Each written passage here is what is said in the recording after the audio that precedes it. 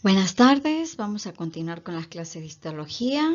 Soy su profesora Nora Sánchez de la Cátedra de Histología, Universidad de los Andes, Facultad de Medicina, Extensión Táchira.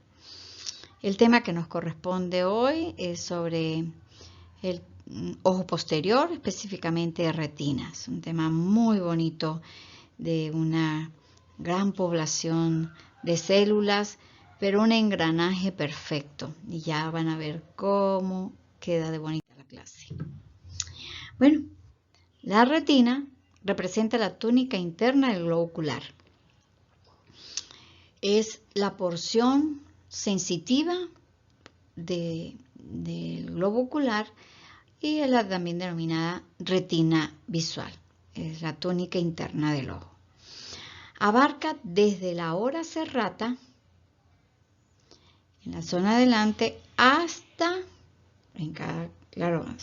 cualquier lugar, la ora serrata, hasta la emergencia, en la parte posterior o atrás, del nervio óptico. Es decir, que es toda esta superficie. Muy bien. Vamos a iniciar a estudiar la variedad de células que contiene la retina. Como les dije, es una gran variedad. Son células muy diversas, con funciones muy específicas y características también muy particulares. Tenemos las células receptoras de la visión, que son los fotorreceptores, es decir, los conos y bastones. Tenemos células epiteliales, tenemos neuronas y células gliales. Recuerde que esta es como una representación del tejido nervioso a nivel periférico y tiene esta gran variedad de células. En cada uno vamos a abordar los diferentes tipos que tenemos. Muy bien. Vamos a empezar con las más importantes, los fotorreceptores. Son dos tipos de células, los conos y los bastones. En su esquema, conos y bastones. Aquí de moradito, conos, y de rojo, los bastones. Estas células son susceptibles a ser impresionadas, excitadas, estimuladas por vibraciones luminosas. Y estas vibraciones luminosas se transforman en impulsos nerviosos que son conducidos a través de la vía óptica hacia el sistema nervioso central. Muy bien. Como les dije, son sensibles a diferentes intensidades de luz y sensibles a diferentes longitudes de onda. Eso nos crea el campo visual. No estaba utilizando el señalador y no se estaba viendo.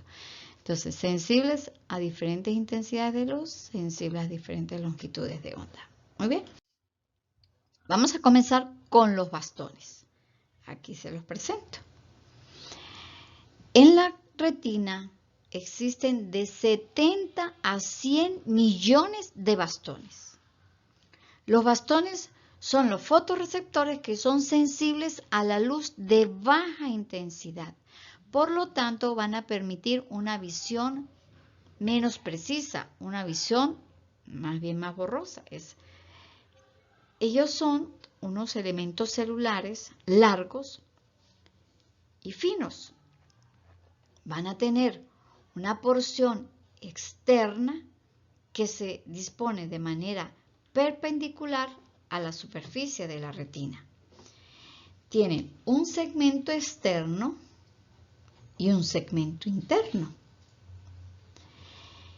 Y en la parte del segmento interno termina con un pedículo de conexión que es el área sináptica, donde el impulso nervioso luminoso que recibe a este nivel, que lo excita, se transmite a través del cuerpo, pasa al segmento interno y luego hace la sinapsis. Muy bien. Aquí los tenemos en una micrografía electrónica de barrido. El segmento externo es un área, es un cilindro delgado de espesor uniforme, es decir, como lo ven ustedes aquí, mantiene uniformidad, o sea, el ancho es simétrico, a diferencia de los conos que los vamos a ver, pues que se estrecha en la parte más apical. Los bastones mantienen el espesor de manera uniforme. Este segmento externo contiene la rodopsina, que es el pigmento que se localiza en ese segmento externo. Esa es la sustancia fotorreceptora que absorbe la luz e inicia el estímulo visual. Este pigmento de la rodopsina, frente a la acción de la luz del estímulo, se decolora cuando es alcanzado por la luz y se recolora en fase posterior, es decir, se excita o se estimula y pasa el estímulo y pues vuelve a su posición basal. Como digo, siempre tiene que haber disposición para seguir haciendo este proceso. Muy bien. Entonces, fíjense, las moléculas de rodopsina reaccionan ante la luz cambiando su configuración. Se origina un potencial de acción, una señal que se propaga por la célula a su longitud, llega a su porción terminal, liberando un neurotransmisor en la sinapsis. Entonces recuerden, ese es el segmento externo.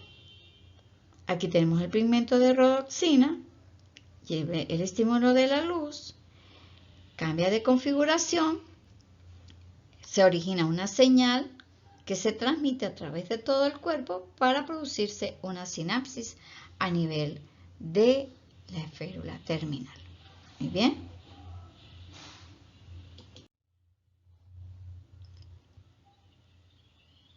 Ese segmento externo, ultraestructuralmente, esto es microscopía electrónica de transmisión, ustedes lo van a ver, constituida por una gran cantidad de laminillas paralelas, orientadas, o sea, una al lado de la otra, discurren de manera paralela y en una orientación transversal con respecto al eje del bastón. Aquí está. Cada laminilla es un saco cerrado, limitado por membrana, como lo ven aquí. Es decir, es como si fuera una vesícula, una vacuola, que es aplanada, alargada y que va de extremo a extremo en el citoplasma, ubicándose por debajo de la membrana plasmática, recorre de manera transversal el ancho de ese segmento externo. Entonces, a la final es membrana, membrana, membrana, membrana, con ese espacio intermembranal. El perfil de cada laminilla, un par de membranas, se continúan entre sí en los extremos, lo que hace que se encierre una cavidad estrecha. Es decir, como le decimos aquí, esto es continuo. Está ubicado bajo la membrana y son pilas, una encima de la otra, formando como discos o laminillas. Muy bien. Aproximadamente en ese segmento externo van a haber de 600 a 1000 discos aplanados, uno encima del otro. Ese segmento externo está unido al interno por un fino tallo que va a contener unas fibras longitudinales y termina en esa porción en un centríolo o cuerpo basal, situado en el extremo distal del segmento externo. Entonces aquí tenemos segmento externo, segmento interno, pero de la fibra externa. Y este sería fibra interna. Entonces, en el segmento externo, en la fibra externa tenemos el segmento externo y el segmento interno. El segmento externo es donde están los discos aplanados de membrana y luego se une por un tallo donde vamos a encontrar un cilio modificado y luego tenemos el segmento externo de esa fibra externa.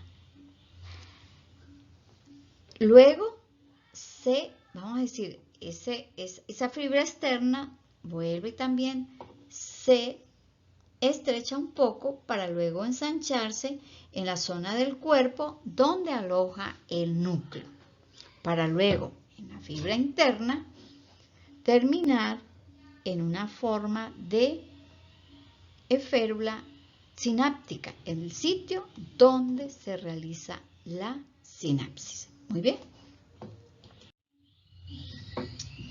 Al corte transversal de dicho tallo, a nivel de aquí, vamos a decir, entre la unión del segmento externo y el segmento interno de la fibra externa, vamos a tener un cilio defectuoso, o sea, no el cilio completo, tiene 9 dobletas de microtúbulos periféricos, pero no posee el par central. Y luego aquí tenemos el segmento interno, que vamos a encontrar en el segmento interno. Ese segmento interno va a tener dos zonas, una zona externa y una zona interna. En la zona externa también se le denomina elipsoide, es rica en glucógeno, tiene varias raicillas fibrosas, abundantes mitocondrias que están aquí pintadas en el dibujo, orientadas también de manera paralela al eje del bastón, es decir, como si estuvieran paraditas. Y esta es la región entonces externa o zona elipsoide del bastón en su segmento interno. Luego tenemos la zona mioide, que es la zona más profunda o interna, donde se van a observar las cisternas reticuloendoplámico liso, el sistema reticuloendoplámico rugoso, el aparato de Golgi muy desarrollado, los ribosomas, es decir, aquí es donde van a contener el resto de las organelas, las mitocondrias en la parte de la zona elipsoide y el resto de los organelas se encuentran en la zona mioide de ese segmento interno.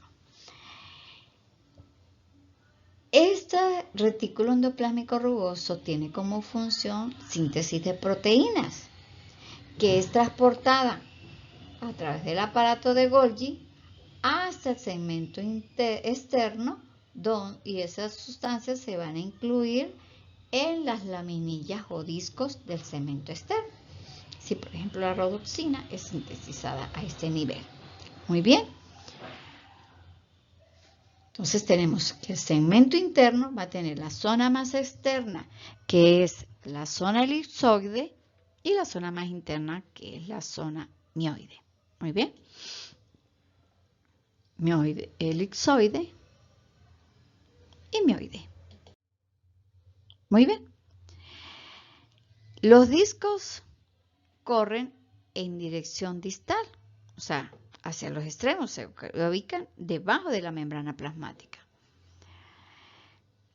A medida que se va sintetizando, ocurre eliminación del segmento distal por fagocitosis de las células epiteliales del epitelio o las células pigmentarias del epitelio pigmentario de la retina que están arriba de los conos y los bastones, formando como un epitelio en esta región.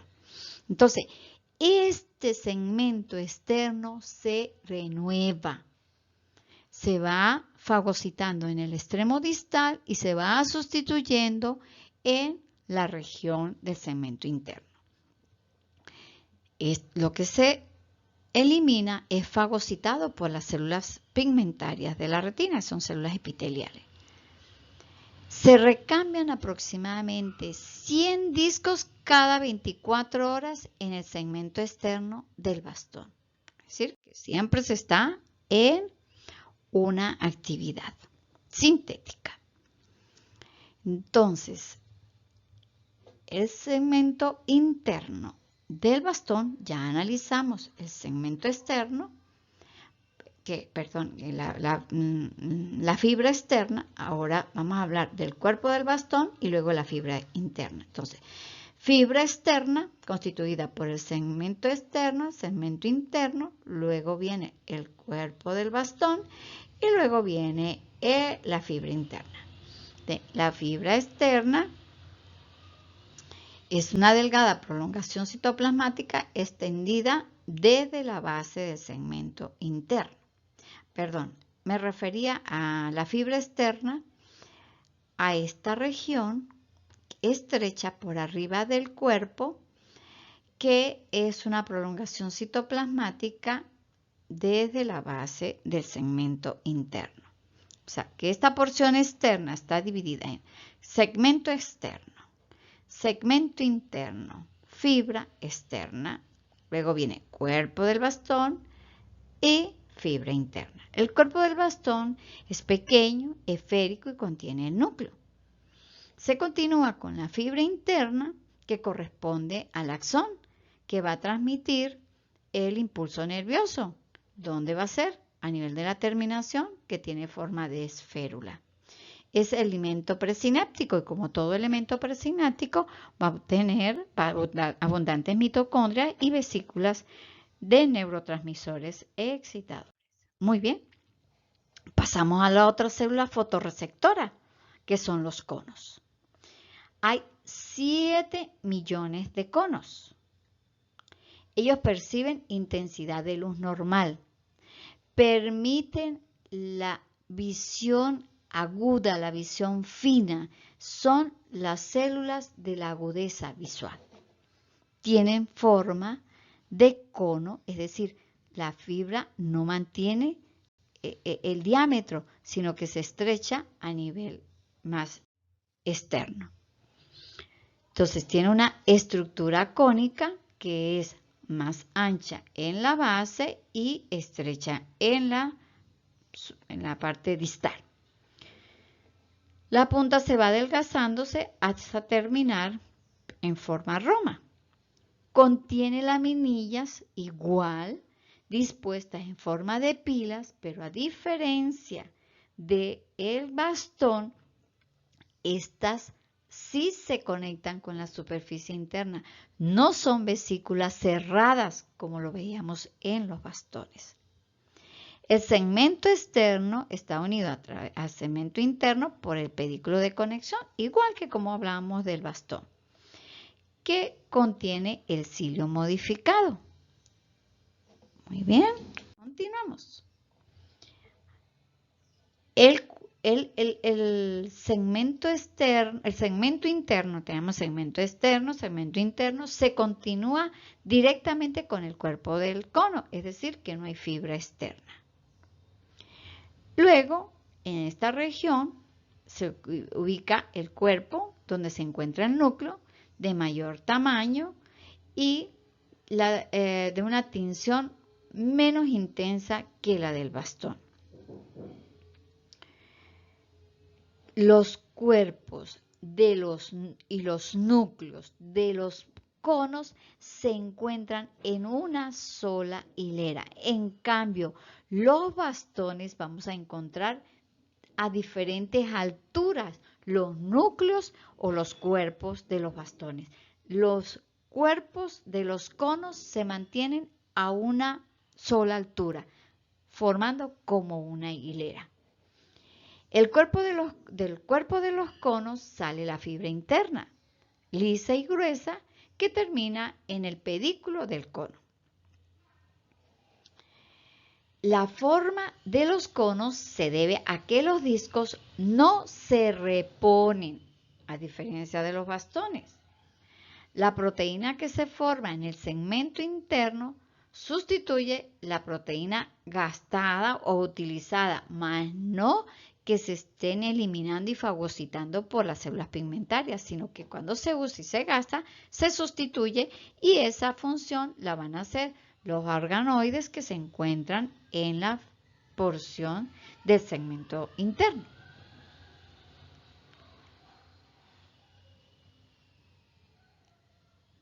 Ok, funcionalmente existen 3 tipos de conos, L, M y S. Unos sensibles a ondas de longitud medianas y otros a ondas de longitud corta. Se activan a los colores azul, que más o menos están en una longitud de onda de 420, verde de 531 y rojo a unos 588 en el espectro de la luz. Muy bien. Habiendo terminado con los fotorreceptores, conos y bastones y sus diferencias, vamos a pasar a hablar de las neuronas. La población neuronal de la retina es variada, como lo ven aquí. Hay 4 variedades de neuronas. Tenemos las células bipolares, las células horizontales, las células amacrinas y las células ganglionares. Vamos a explicar y abordar cada una de ellas y su ubicación y su conexión entre una y otra. Vamos a comenzar con las células bipolares.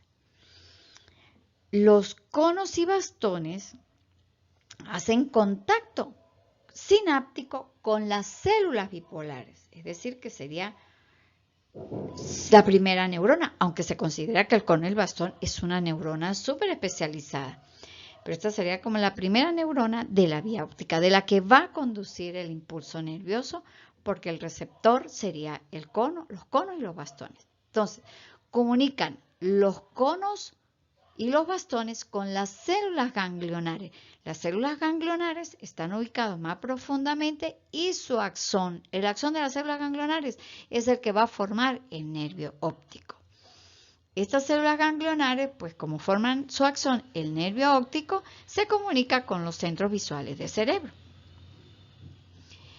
Esta célula también se localiza perpendicular a las capas de la retina. Su cuerpo es oval, donde aloja el núcleo. Tiene una proyección que tiene función de dendrita y va a entrar en contacto sináptico con conos y bastones, y una proyección axonal, por eso es bipolar. Tiene nada más 2 proyecciones, la dendrita y el axón, que es la que va a hacer la sinapsis con las células ganglionares. ¿Dónde se encuentra el cuerpo de estas células bipolares? En la 6ª capa. El cuerpo con el núcleo, porque ya cuando veamos todas las capas van a ver a dónde llega la dendrita, en qué capa se producen las sinapsis, y el axón en qué capa produce las otras sinapsis con las células ganglionares. Presenta, como les dije, una o varias expansiones hacia arriba o que hace la función de dendrita. Generalmente es una y se divide, se bifurca y se extiende dentro de la capa plexiforme externa, que sería la 5ª capa. Es decir, el cuerpo está en la 6ª capa y la dendrita va a estar en la 5ª capa, que es una capa de sinapsis, donde establece la sinapsis con las esférulas y los pedículos de los conos y bastones. Muy bien. Entonces, como les dije, en la 5ª capa se establecen las sinapsis con axones de los fotorreceptores, esférulas de los bastones y pedículos de los conos. Estas células bipolares no establecen como un cesto, no rodean al pedículo a la terminación tipo pedículo o esfera, sino que entran en contacto, es decir, como que la superficie de esa terminación nerviosa de los conos y bastones se invagina y ahí penetra la dendrita de las células bipolares.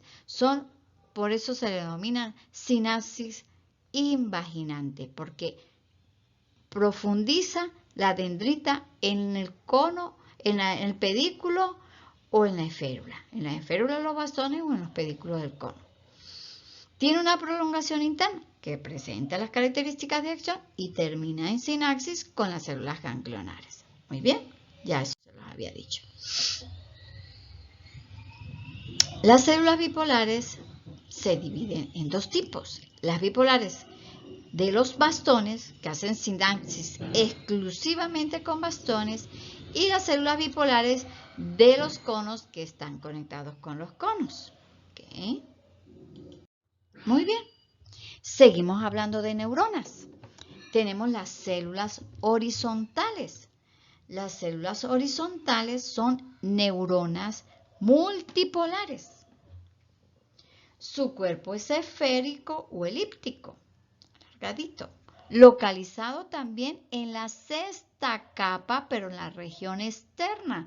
Fíjense que ya hemos dicho que el cuerpo de las células bipolares están en la sexta capa. Pues las células horizontales también se encuentran en la sexta capa, pero están ubicadas en la zona más externa, en contacto con la plexiforme, donde hay la sinapsis de los conos y bastones con las células bipolares. Entonces está ubicada en esa zona externa de la sexta capa que se le denomina granulosa interna. No se preocupe que ahorita vamos a describir y vamos a situar nuevamente estas células. De estas células horizontales se emiten numerosas dendritas que se originan en la parte externa y lateral del cuerpo celular. Estas dendritas son cortas. Se dirigen hacia la capa plexiforme externa, donde hacen sinapsis con los pedículos de los conos. Entonces las dendritas hacen sinapsis con los conos, con los pedículos de los conos. El axón sigue un trayecto horizontal, es largo y termina en sinapsis con el pedículo del cono o la esférula del bastón, y también puede hacer sinapsis con las células bipolares. Es decir, que es una neurona de asociación, es una interneurona. No es una neurona de un axón largo, sino que ella está ubicada en la parte superficial o más externa de la sexta capa, establece conexión dendrítica con los conos, y con el axón establece conexión con conos, con bastones y con las mismas células bipolares de su propia capa sexta. Muy bien. Tenemos otra neurona, que son las células amacrinas. ¿Dónde está ubicada? En la misma sexta capa o granulosa interna. Entonces ya tenemos 3 células ocupando su cuerpo en la sexta capa: las bipolares, las horizontales y las células amacrinas. Ellas van a tener una forma piriforme, pero ¿dónde están ubicadas ellas? Van a estar ubicadas más bien profundamente. Dijimos que las horizontales a la zona más externa, y esta va a estar en la zona más profunda de esa sexta capa. Las prolongaciones de estas células amacrinas son ampliamente ramificadas y terminan en capas plexiformes, tanto en la externa, estableciendo sinapsis con células bipolares, y en la interna con las dendritas de las células ganglionares y las células interplexiformes. No presentan un axón atípico. Entonces, a estas células se les consideran neuronas apolares porque no tienen un axón típico. Se dividen en difusas y estratificadas. Muy bien. Tenemos las células interplexiformes, que están también en la sexta capa, de nuevo, en la granulosa interna. Las prolongaciones dendríticas que ascienden por la nuclear interna hasta la plexiforme externa establecen sinapsis, y el axón se extiende a la plexiforme interna y establecen sinapsis con las ganglionares, y también establece sinapsis dentro de la misma capa con las amacrinas. Pero fíjate, las dendritas ascienden hacia la capa nuclear interna, desde la nuclear interna, por la nuclear interna, hasta la plexiforme externa, y establecen sinapsis, y el axón se extiende hacia la plexiforme interna, donde establece sinapsis con las ganglionares. Muy bien, entonces tenemos que, por último, las neuronas que del grupo de neuronas que vamos a hablar son de las células ganglionares, cuyo axón forma el nervio óptico. Estas células son multipolares, ocupan la octava capa de la retina y originan el nervio óptico, el nervio óptico. Su cuerpo celular es oval o elíptico en pequeñas, o sea, células ganglionares de pequeño tamaño, pero hay unas esféricas más grandes o estrelladas. Es decir, que no hay uniformidad de tamaño, hay unas más pequeñas y hay unas más grandes. ¿Okay? Las más pequeñas son ovales o elípticas y las grandes son ovaladas o estrelladas. Muy bien.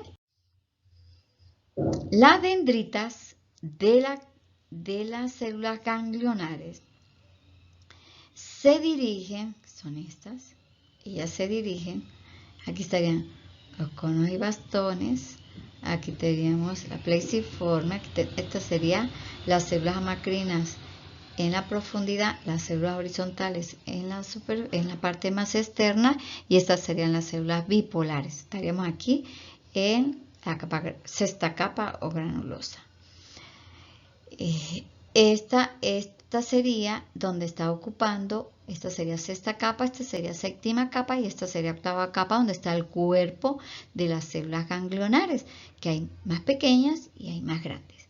La dendrita de las células ganglionares se dirigen a la plexiforme interna, que está aquí de este tono morado, donde se ramifican y establecen sinapsis con el axón de las bipolares.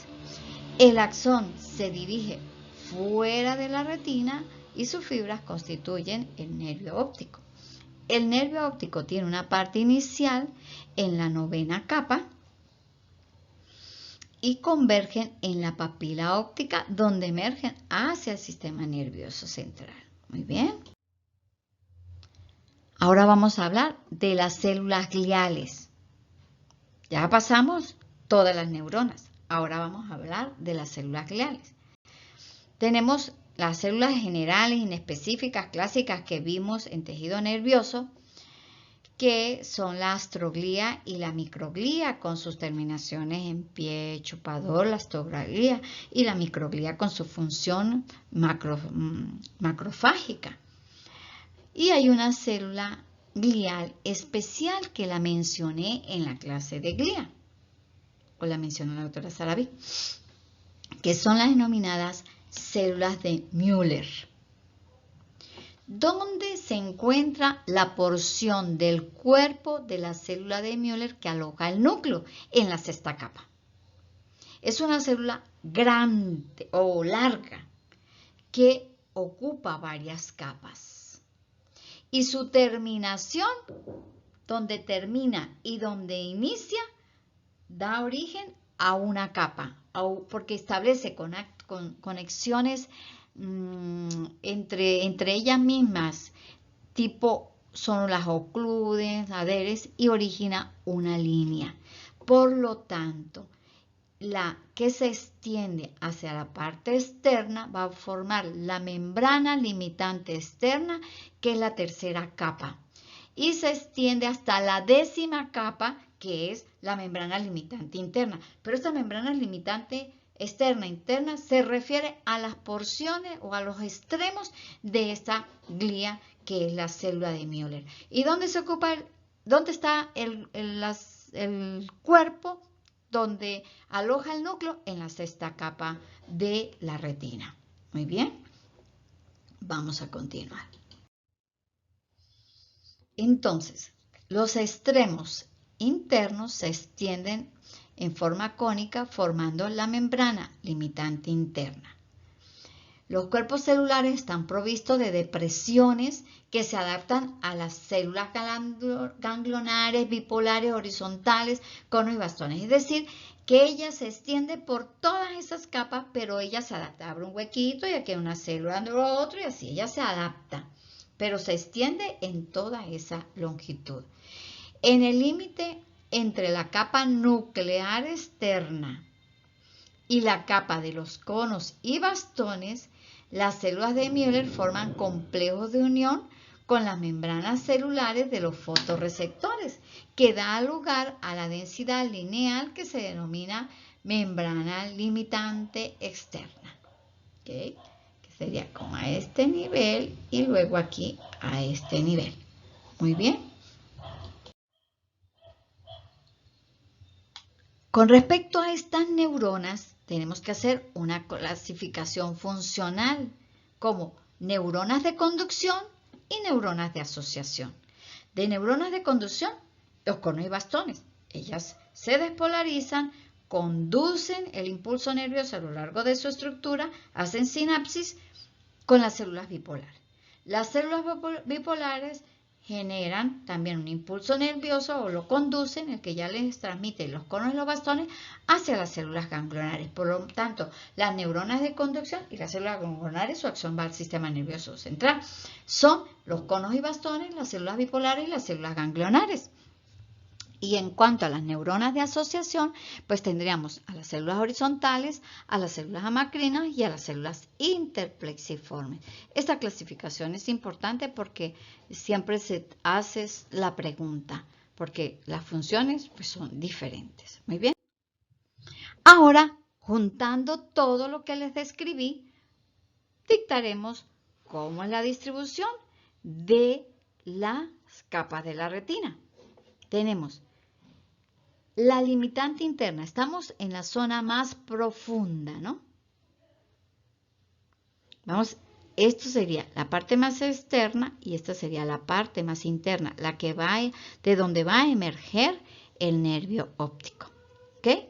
Entonces, tenemos por aquí, por ejemplo, la coroides, el epitelio pigmentario de la retina, los segmentos externos de los fotorreceptores, conos y bastones, la capa nuclear externa. Bueno, vamos a empezar de atrás para adelante para describirle bien. Tenemos la membrana limitante interna, la capa de las fibras nerviosas, que es la que contiene los axones de las células ganglionares, la capa de las células ganglionares, que es la octava capa, esta es la décima, la novena, la octava, la capa plexiforme interna, donde se establecen las sinapsis entre las células bipolares o neuronas bipolares y las células ganglionares. Esa es la plexiforme interna. La capa nuclear interna es donde están los cuerpos de todas estas neuronas que hablamos, que bipolares, amacrinas, horizontales, interplexiformes, y también está el cuerpo que aloja el núcleo de la célula de Müller. Tenemos la capa plexiforme externa, donde se establecen las sinapsis entre los conos y bastones con las células bipolares, la capa nuclear externa, que corresponde a donde se alojan los núcleos de los conos y bastones, la membrana limitante externa, donde termina la célula de Müller, la capa de conos y bastones, que se refiere específicamente a los segmentos externos de los conos y bastones, y el epitelio pigmentario de la retina. Muy bien, vamos a hablar cada una de ellas. El primero, si vamos desde lo externo hasta lo más interno, el epitelio pigmentario de la retina. Es la capa más externa, se extiende desde la periferia de la papila óptica del nervio hasta la hora serrata, donde se continuará con el epitelio pigmentario del cuerpo ciliar. Está compuesto por una sola capa de células hexagonales, las cuales van a tener un núcleo basal, y la base se apoya sobre la membrana de Bruch, que ya lo vieron en la clase de la doctora Sarabí cuando vieron las capas de la coroides. Aproximadamente hay un total de 4.2 a 6.1 millones de células en ese epitelio pigmentario. Muy bien. ¿Cómo son estas células? Van a tener un citoplasma con gran número de gránulos. Por eso se le denomina epitelio pigmentario. Granos de melanina principalmente. Tiene organelas como mitocondria, ribosoma, retículo endoplasmico liso, bien desarrollado y rugoso escaso. Los gránulos de melanina de forma elíptica o redondeada miden aproximadamente de 2 a 3 micras. Esos gránulos se encuentran principalmente en la superficie o en la porción apical y media de la célula, como pueden ver aquí. Recuerda que ella descansa sobre una membrana basal, que es la membrana de Bruch. Esta es la parte que va hacia la coroides. Luego ella, en su parte apical, tiene unos prolongamientos que envuelven los segmentos externos de los conos y bastones, pero donde va a tener su función fagocítica es en los segmentos externos de los bastones. ¿Okay? Recuerden que se le llama pigmentario por la presencia de gránulos de melanina. Entonces, ese epitelio se apoya sobre una membrana basal que tiene su base interdigitaciones hacia el citoplasma. La célula envía algunos filamentos fibrilares hacia la parte interna de la membrana de Bruch, o sea, como si fueran sitios de fijación esos filamentos fibrilares, por lo que existe una gran cohesión entre estas dos estructuras.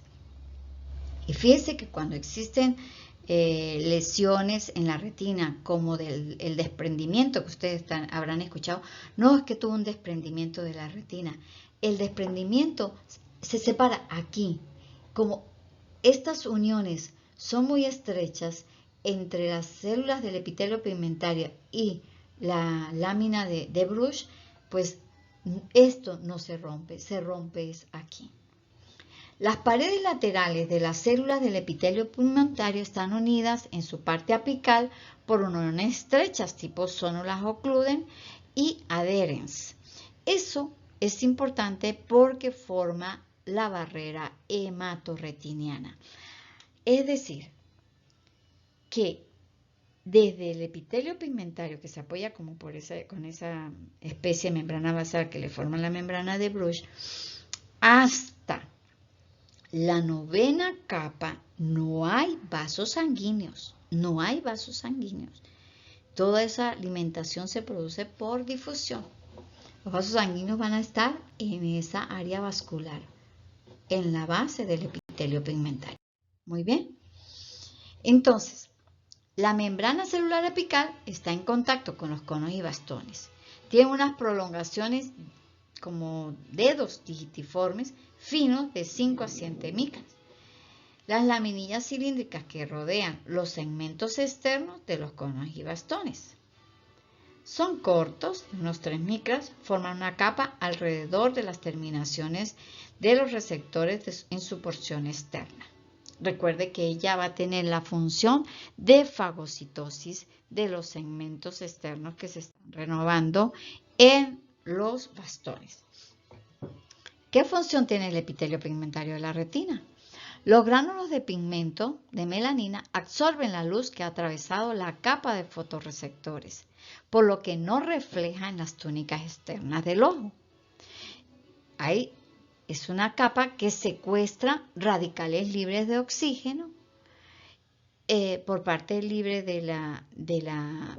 de la melanina, y pues eso mantiene una función muy importante de un buen ambiente para el funcionamiento de todas estas células que hemos mencionado anteriormente.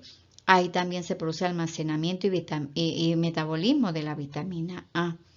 La barrera hematorretiniana está compuesta por las uniones estrechas de tipo Occludens y Adherens entre las células del epitelio pigmentario en la región externa y entre las células endoteliales de los vasos de la retina vamos a decir, en la parte coriocapilar por encima de la membrana de Bruch. Muy bien. Interviene en la renovación continua de los fotorreceptores, específicamente, como saben muy bien, de los bastones, porque ella fagocita esas porciones. Los extremos de los bastones son eliminados continuamente por fagocitosis que hace esta célula. La degradación del material fagocitado en el sistema lisosómico de estas células del epitelio pigmentario de la retina, sus productos de degradación atraviesan la membrana celular basal, o sea, la lámina basal, y pasan hacia la lámina coriocapilar, o sea, que son eliminados hacia el torrente sanguíneo. Muy bien. Entonces aquí, recuerden, aquí tenemos entonces que los segmentos, aquí tenemos formando los segmentos externos de los conos y bastones que están aquí. Esta aquí sería la capa del epitelio pigmentario de la retina, que es la que va a hacer la fagocitosis y creamiento ambiente. Así, recuerden que esto que ven así son conos y esto que ven así uniforme son los bastones, estableciendo la sinapsis con las bipolares y las bipolares con las ganglionares y cuyo axón va a ir hacia el cerebro. Muy bien.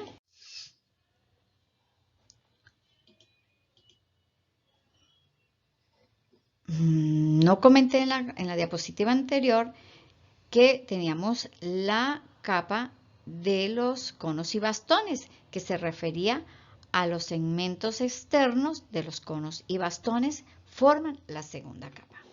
Luego viene la tercera capa, que es la membrana limitante externa, que es una membrana muy delgada, formada por complejos de unión entre las células de Müller y las membranas celulares de los fotorreceptores. Limita con la capa de los conos y bastones y con con la cuarta capa, que es la plexiforme externa. Fíjate, esta es la limitante externa. Está formada por complejos de uniones entre las células de Müller y las membranas de los fotorreceptores. Luego viene la capa nuclear interna. ¿Cómo está constituida la capa nuclear interna? Contiene los cuerpos donde se alojan los núcleos de las células fotorreceptoras de los conos y bastones. Y recuerden muy bien que los conos, los núcleos forman una sola hilera a una misma altura. Los bastones sí forman varias hileras a diferentes alturas. Entonces los núcleos de las células de los bastones son más numerosos y se distribuyen en varias capas. El cuerpo celular se comunica con los segmentos internos mediante la fibra externa y establece sinapsis con las neuronas bipolares y horizontales de la capa plexiforme externa. Entonces, la capa nuclear externa son las zonas del cuerpo de los conos y bastones que alojan el núcleo de esas células. ¿Muy bien? Sí, con eso es nada más lo que se tienen que aprender. ¿Muy bien? Luego viene la plexiforme externa. En la zona plexiforme externa es la zona entre... Entonces tenemos la capa plexiforme externa, que es donde vamos a encontrar la sinapsis entre los pedículos, entre las terminaciones de los conos y bastones. Van a establecerse sinapsis con las neuronas bipolares, se va a establecer sinapsis con las células horizontales. Esta es la capa plexiforme externa. Entonces, zona de transición entre los fotorreceptores y la primera neurona, que son las bipolares, en dirección central.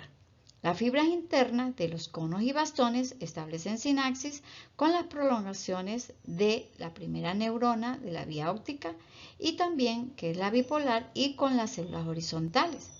Las prolongaciones terminales de los conos y bastones presentan la forma de férula para los bastones y de pedículo para los conos. Muy bien. Se repite mucho la información, pero es para que quede bien clara. Muy bien. Entonces, tenemos que las esférulas de los bastones son unas terminales ovales ubicadas sobre la fibra interna de los bastones y hacen contacto con las neuronas bipolares y las células horizontales o neuronas horizontales. Cada esférula forma una multisinapsis con varias de estas prolongaciones. O sea que estas esférulas pueden tener múltiples terminaciones sinápticas, tanto con las células bipolares como con las células horizontales. Muy bien. Los pedículos de los conos, que son las porciones terminales, tienen una forma de pirámide. Cada pedículo forma 3 tipos de contacto. Ahí se forman profundas invaginaciones de 3 terminales.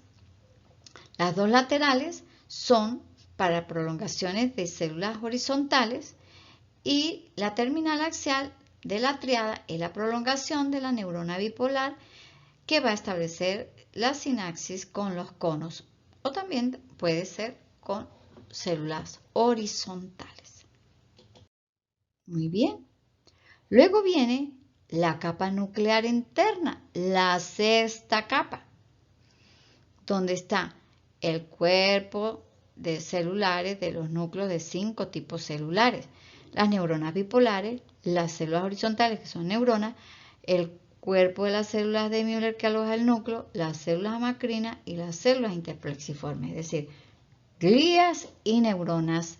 Su cuerpo con núcleo se encuentra en la capa nuclear interna, o 6ª capa. La capa plexiforme interna, vamos a encontrar las prolongaciones de las células amacrinas. Recuerda que su cuerpo está localizado en la zona profunda de la 6ª capa o nuclear. Los axones de las neuronas bipolares, las dendritas de las células ganglionares que van a establecer sinapsis, especialmente con las neuronas bipolares como segunda neurona, y las prolongaciones citoplasmáticas de las células de Müller. También vamos a encontrar astroglías, porque estas neuronas ganglionares necesitan el microambiente ideal para el funcionamiento de las neuronas. Y vamos a tener prolongaciones dendríticas y axónicas de las células interplexiformes. Muy bien. Las capas plexiformes son capas de prolongaciones y de sinapsis. Luego viene la 8ª capa, que es la capa de las células ganglionares. Ella aloja el cuerpo de las células ganglionares, que como le dicen, puede ser de gran tamaño o de pequeño tamaño, redondeadas grandes o estrelladas o elipsoides ovales pequeñas. Es la segunda neurona de la vía óptica. Va desde la retina hasta la corteza cerebral, se extiende su axón.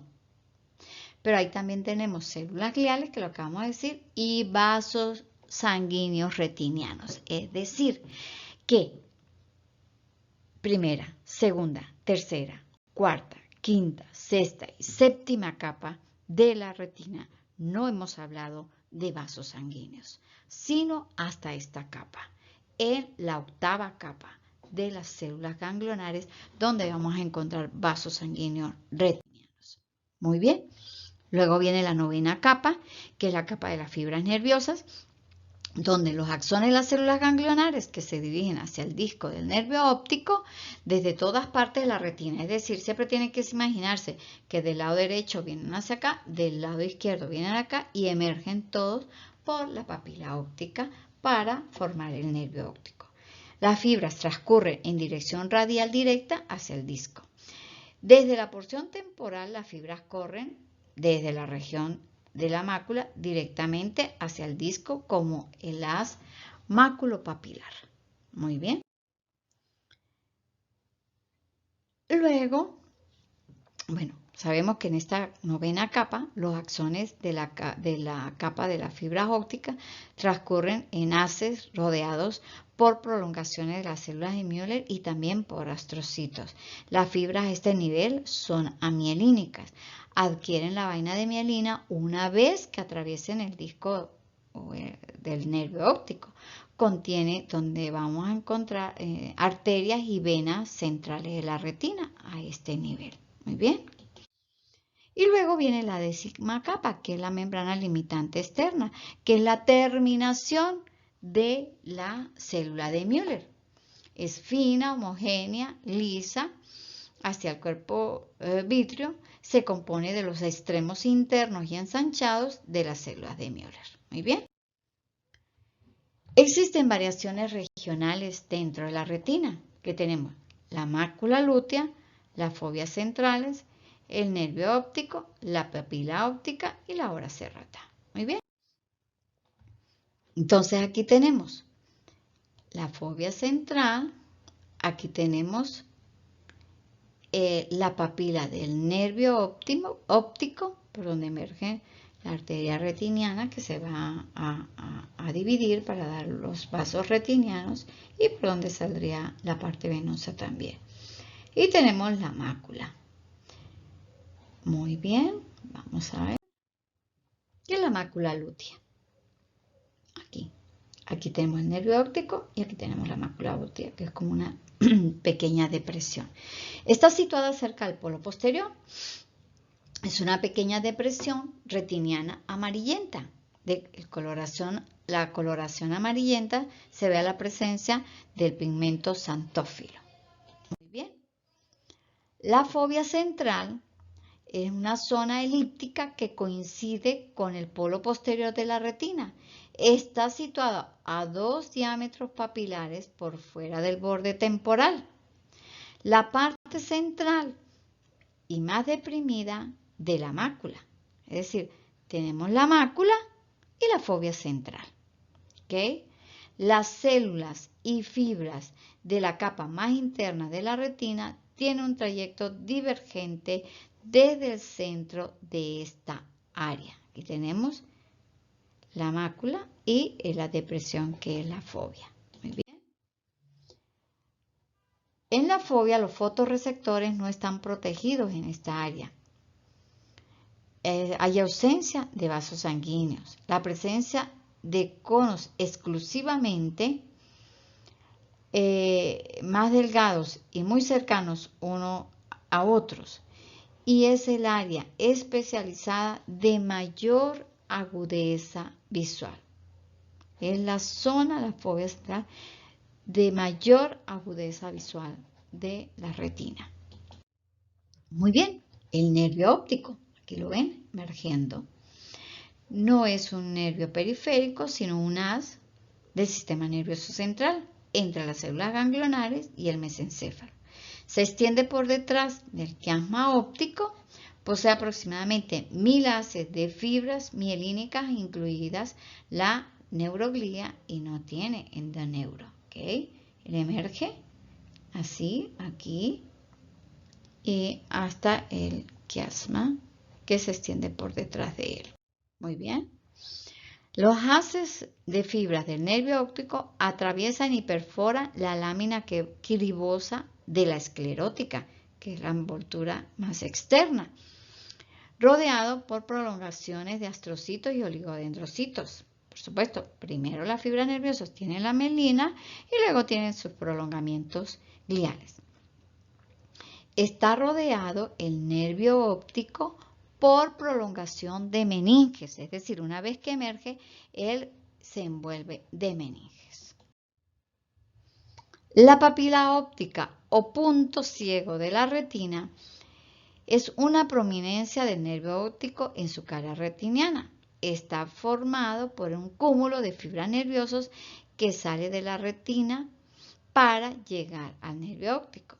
En esa región hay ausencia de fotorreceptores, por lo tanto es el área o punto ciego de la retina.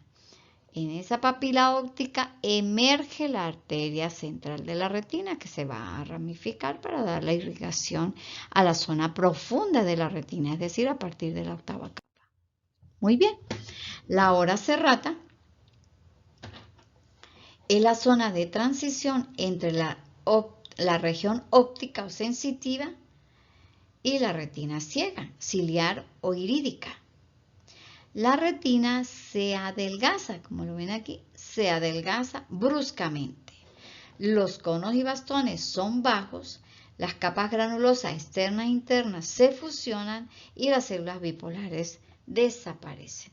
Es decir, hasta aquí se extiende la retina sensitiva, hasta la región de la ora serrata. Pero justamente en esta zona, pues, ¿qué pasa? Se adelgaza, disminuye el número el grosor, porque desaparecen las células bipolares, ya no hay capa granulosa externa e interna, se fusionan y los conos y bastones son muy bajitos. Muy bien.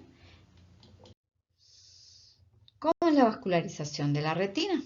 La arteria central de la retina emerge por la papila óptica, da origen a los vasos coroideos que irrigan los 2/3 externos.